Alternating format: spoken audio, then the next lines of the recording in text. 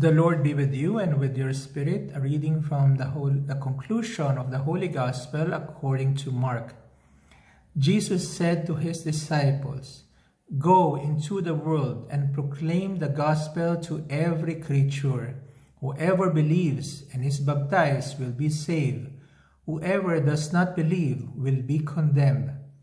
These signs will accompany those who believe. In my name they will drive out demons. They will speak new languages. They will pick up serpents with their hands. And if they drink any deadly thing, it will not harm them. They will lay hands on the sick and they will recover." So then the Lord Jesus, after he spoke to them, was taken up into heaven and took his seat at the right hand of God. But they went forth and preached everywhere, while the Lord worked with them and confirmed the word through accompanying signs. The Gospel of the Lord. Praise to you, Lord Jesus Christ. Brothers and sisters, in this Sunday, we celebrate the ascension of our Lord Jesus Christ. Christ ascended into heaven and is seated at the right hand of the Father. It is the sixth article of our creed. When we profess our faith, every Sunday we proclaim Christ ascended into heaven and seated at the right hand of God. Christ ascending into heaven opened again heaven for us. Through the sin of the first man, the first Adam, heaven was closed, and through the obedience of the second Adam, heaven was opened again for us. And by ascending into heaven, Christ brought with him our humanity, our human flesh, our reality. In fact, it is already in the midst, in the bosom of the Holy Trinity, the Father, the Son, and the Holy Spirit. That's why in the second reading, it says also there, the one who ascends, first of all, is the one who descended. This journey, this pilgrimage that Christ did is going back to the Father, to be seated at the Father, to arrive at the final arriving point or destiny is to be seated at the Father. This movement, this journey, this pilgrimage is the same pilgrimage of each and every one of us. That's why he is the one who first descended so that he also ascended into heaven. This descent of Jesus Christ, in the letter to the Philippians, it says there, Jesus Christ, who emptied himself, he did not deem his equality to God, but emptied himself and took the condition of man, took the condition of the slave, of the sinner. He died on the cross and was raised up for us again by God. And he received the name above every other name. He is our Kyrios, our Lord. He is the Lord. God has made him Lord of heaven and earth. This is emptying of oneself. This kenosis, in this Greek term, kenosis, it means to empty oneself. Christ emptied himself for him to in his poverty make us rich. That's why it is also telling us not to despise or rebel against when God puts us in different situations and events in our lives wherein we are being helped to empty ourselves.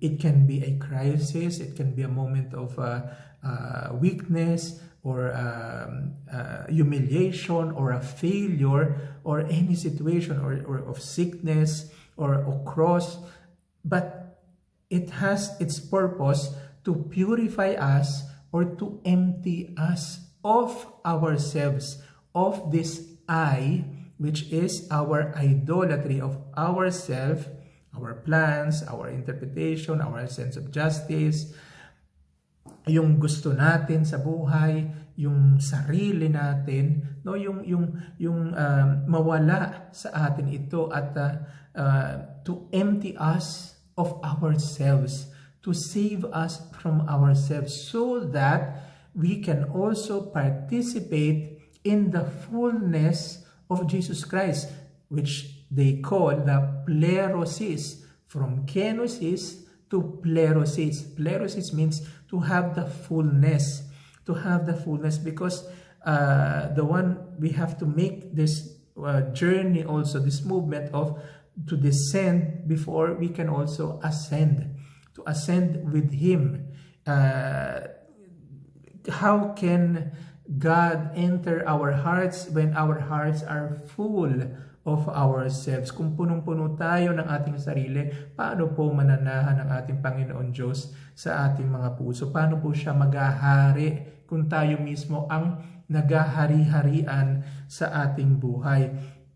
Kaya naman mga kapatid, yung pag-akyat ng Panginoon when, as Christ is seated at the right hand of the Father, no, it's like the fathers of the church would say, He is the high priest that entered the Holy of Holies, the true Holy of Holies, just like the ancient high priest who enters once a year in the Day of Atonement to ask and to intercede to the Lord God forgiveness for his own sin and the sin of his people. This time, the new and the true high priest, Jesus Christ, enters the true Holy of Holies to intercede in front of the Father, not for his sin, but the sin he carried for us, for the people, for all of us, for our sins, to intercede for us. No, that's why also in the book of Isaiah, it also said, even if a mother forgets her baby, I will not forgive you. I have branded you in the palm of my hands. Your name and my name is incised, is written in the palm of Jesus Christ. His glorious wounds, the wounds of the cross and his passion, he is presenting it in front of the Father for you, for your sake, for your favor, your family, your marriage. Christ is praying for you. The great mediator praying and interceding for each and every one of us. How can this not console us? How can this not give us courage? How can this not help us to walk on with our lives? To even we are confronted by suffering and poverty and difficulties, to go on with hope, with faith, with courage. Maharap natin ang ating mga pagsubok sa buhay dahil binibigyan tayo ng katibayan ng Panginoon na masubukan natin na merong tayong tagapagitna, no, sa Kanya, sa harap ng Ama, na nananalangin para sa iyo at para sa akin. That is why it is very important, no, not to despise our weakness and also others' weakness. Because in Christ, seated at the right hand of the Father, our humanity is redeemed.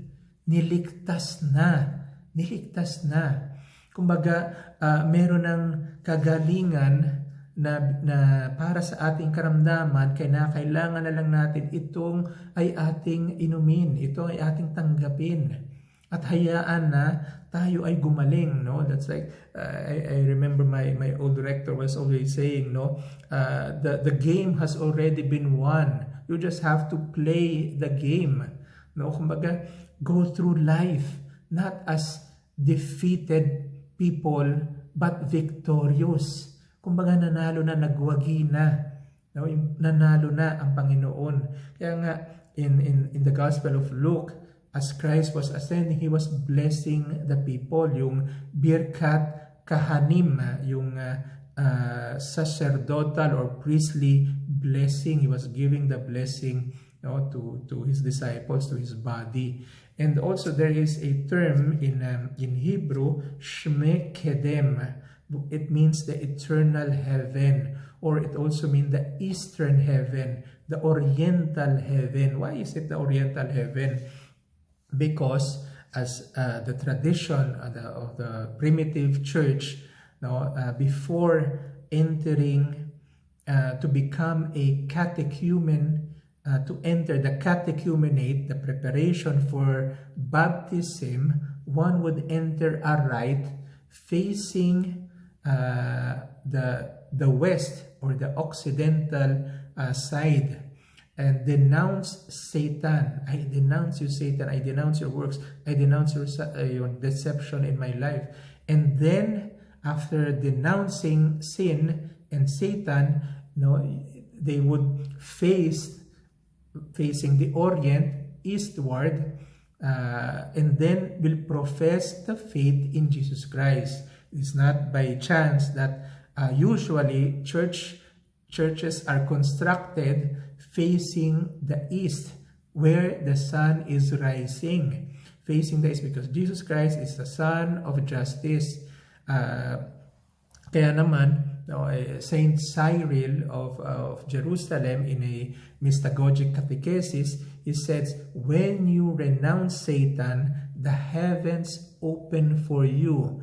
God, who has created the paradise, the garden, which is in the east, will open up this place for you, will open up heaven again for you. As yun kasi yung ginagawa na rito, yung nung mga catechumen who are entering the catechumenate to prepare for baptism. That's why the word is also telling us our orientation is in heaven.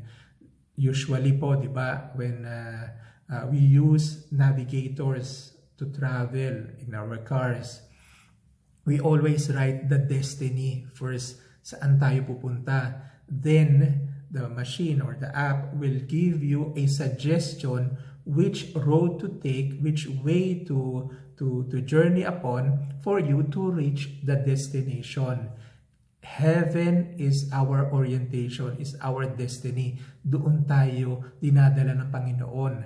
So when we know that Christ and heaven is our destiny, our orientation, the point of our arrival is there, then it is helping us to orient our decisions, our way of speaking, our way of looking at things and interpreting things in our history.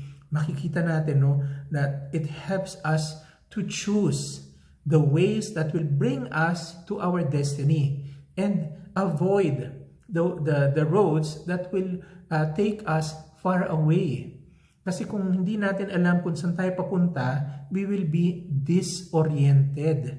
Disoriented, kaya nga yung term na yun, to be lost is to be disoriented, because we lose our orientation, we lose the orient kung saan tayo patungo. Ngayon, kung if yung the attractions of the world is going to disorient us because we think that dun tayo papunta na magkaroon ng mga bagay, kaya tayo naiinggit, kaya tayo ganito, kailangan maayos lahat, we will be disoriented, we will lose our way. Kaya naman that is why Christ seated at the right hand of the Father, just like the Psalm says, says the Lord to my Lord, sit at my right hand and I will place your enemies as a footstool for your feet. Was this victory of Jesus Christ, and this our victory also over our enemies. And that's why to sit at the right hand of the Father, with all due respect sa mga left-handed, usually to be at the right hand, our right hand is the place, or it is the one, or the right hand of the King is the one who is the one who executes his order. Nasa kanya yung lakas, nasa kanya yung authority, nasa kanya yung power. That's why Christ is the one who executes, who puts into action the design of God, the plan of God, the plan of salvation of God for mankind. No, yung kanang kamay, si Kristo. That's why He is the Lord. He is the one. He has the authority. He has the power to reign, to put into action the salvific plan of God. That's why he instructed His disciples, go into the whole world and proclaim the gospel to every creature. Whoever believes will be baptized and will be saved. Whoever does not believe will be condemned. It's just like having already the cure for our terminal illness. If we take it, we will be saved, we will be cured. But if we refuse to take it, we refuse to believe, we are condemning ourselves. God is not the one condemning us, but the Word. But this refusal is condemning us. And it says also here, these signs will accompany those who believe. The signs, the manifestation of this Lordship of Jesus Christ is shown through signs. And what are the signs? In my name, they will drive out demons. They will speak new language. They will pick up serpents with their hands. And if they drink any deadly thing, it will not harm them. They will lay hands on the sick and they will recover. These signs, like the first one, they will drive out demons, diabolos, those who divide us, the divider, the one who divides us from God and divides us from one another. If you already see that this is taking away your communion with God, or taking away your communion with your wife, with your husband, with your children, with your community, it is already the devil.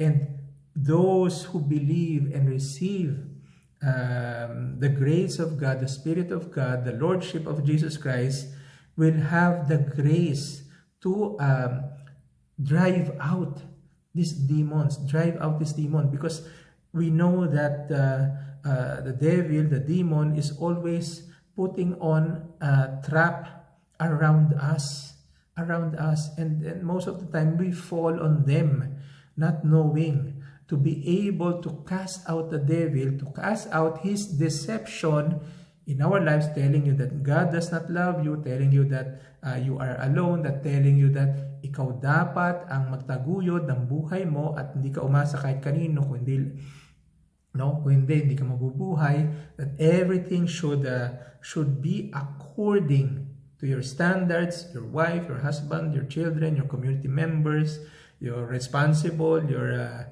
everybody else, the priest, your parishioners, everybody should be according to your standard. And the deception is, you will be happy, you will be okay, problems will be solved if everything goes according to your plan.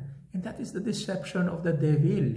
And life is in money, in security, in idols, in all of these things. If you are unhappy because you do not have the things others have.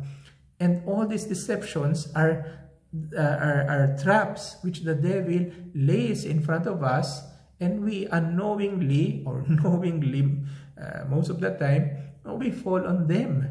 Kaya nga, to drive out and to speak new language, to speak a new language. In the Psalms it says, sing a new song to the Lord, his praise in the assembly of the faithful.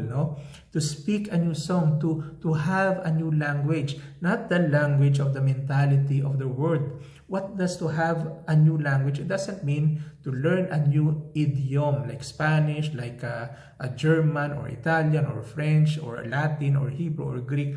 It doesn't mean to be able to speak a new language or to have the gift of tongues. That's another thing. But to have a new language here, it means that you speak, like St. Augustine would say, you speak like new creatures, living in the new covenant of the Lord.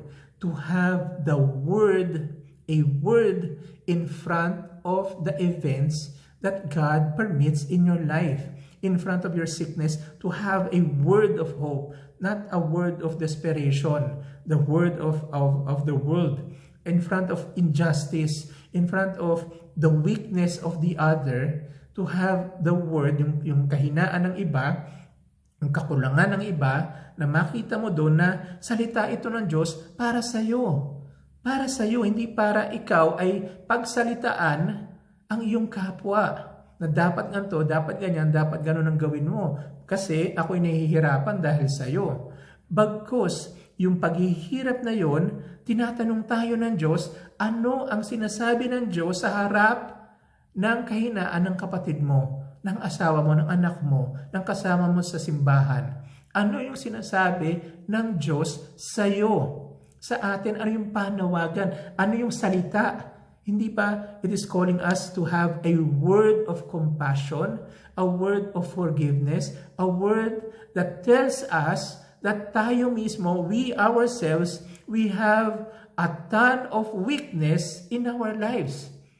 That we ourselves does not have strength to cure these weaknesses, to eliminate these weaknesses. At ang lakas natin manghusga, umangal, magrebelde sa kahinaan ng iba. Pero hindi natin naintindihan na yung kahinaan pala yun ng iba ay salita ng Diyos sa atin. That is what it means to speak new language and to have a language of hope, knowing that by ourselves we cannot fulfill the will of God, enter the will of loving the other, of accepting the other, of forgiving the other, and also forgiving ourselves without the Word incarnate, which is Jesus Christ, seated at the right hand of the Father, interceding for us. Father, you know that they are weak. You know that this brother is quick to judge, quick to rebel, is loose with his words. Many words that are that is not the word of truth, of God's love for you and me. Magkaroon ng bagong pananalita. No? I bless the Lord in all times. His praise is always in my mouth. Yung blessing, to bless God, to call everything a blessing and not call everything as if it is a curse, or it is malas, or it's bad luck, or it is mali. Merong tama na ginagawa ang Diyos sa buhay natin. And to see God, it invites us to bless, to really bless, and to become a blessing also to others. Hindi yung tayo pa ang magtutulak sa iba para magkasala.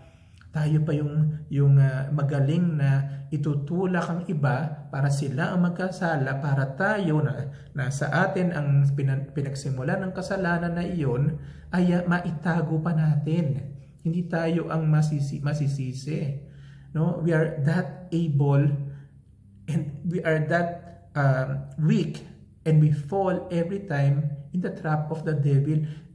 Nakikipag-collaborate pa tayo, accomplish pa tayo, instead of driving them out.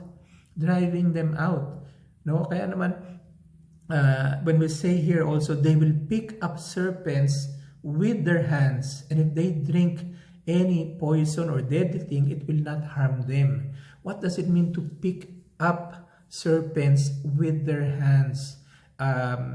In the fathers of the church, they were commenting, they would say that to pick up serpents by hand, and to throw them, obviously, and not to caress them, obviously, it means we would know to call our sins by name.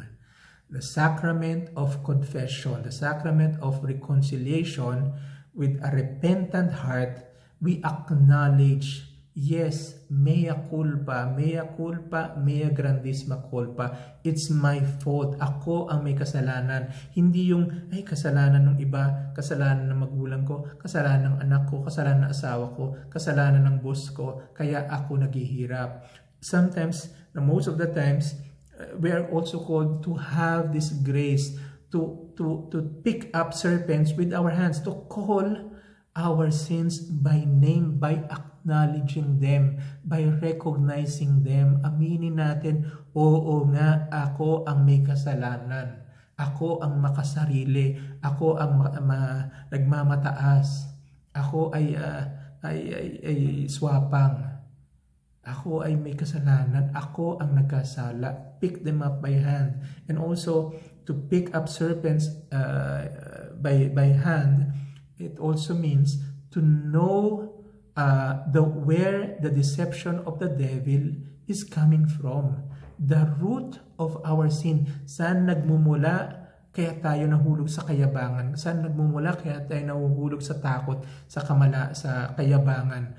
Saan nagmumula? Saan nakaugat ito? Merong pandaraya ang demonyo.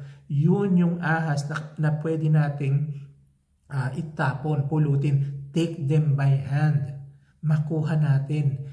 Saan ang ugat ng iyong pagkakasala, ng iyong maling pananaw, ng iyong maling pagpataw ng maling hustisya, ng hustisya mo at hindi yung hustisya ng Diyos sa krus na pagpapatawad at awa at pagmamahal. To take the serpent by hand is to know where the devil is deceiving you, the root of our sin, and to be able to take them and throw them. And even it says there, no, and even if you drink poison or deadly thing, it will not harm you. It will not harm you. Sometimes a lot of times we hear the mentality of the world, no, yung others' opinion, others' comment, no, ayan, we live in the social media era. Ang dami tayong impormasyon na natatanggap, and most of them are poisonous because it poisons our spirit, our relationship with God, our relationship with other. No, basta madaling merong magchismis lang sa'yo, ay si ganito, ganyan, si ganon, you are already poisoned to judge also the other, na masway ang ating opinion towards one another, yung ating pananaw sa mga bagay. Oo nga, ikaw ang kawawa. Oo nga, ikaw na naman ang pinagkakaisahan. Oo nga, mali sila. No, madali yun para hindi natin makita ang mga serpent or ahas sa loob ng puso natin, yung ating mga kasalanan, yung ating pagkamakasarili, at maibaling natin to sa iba. Because that is what is convenient, no? What is convenient, yung maisisi natin sa iba lagi ang kasalanan. No one wants to be blamed. Nobody wants to take the fault, take the blame, no? Pati nga ang Diyos sinisisi natin, no, sa ating mga choices sa buhay na nagdulot ng ating kahirapan. But when we receive the poison, it will not harm us. Because if the truth is residing in our hearts, then any lies will not bring us harm. If you are in a relationship with Jesus Christ, with God, if you are taking care of this relationship with God, no harm nor poison, kahit na matanggap mo, kahit marinig mo yung sinasabi ng iba, hindi ka madadala. Hindi ka masisway. It will not bring you harm because truth will set you free. Truth will defend you. The Word of God will defend you. Love the Word, and the Word will love you. It will defend you.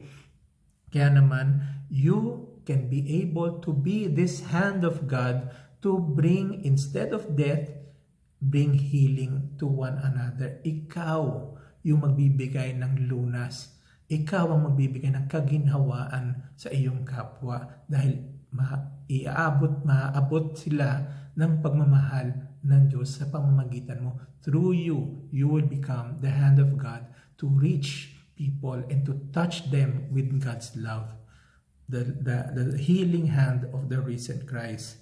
That's why Christ works and confirms through the actions and the signs, of His church, of His body. Where the body is, where the head is, there is also the body. That's why Christ ascending into heaven, going up to heaven, brought heaven down on us, in our hearts, in our lives. That's why I wish each and every one a blessed and holy solemnity of the ascension of the Lord.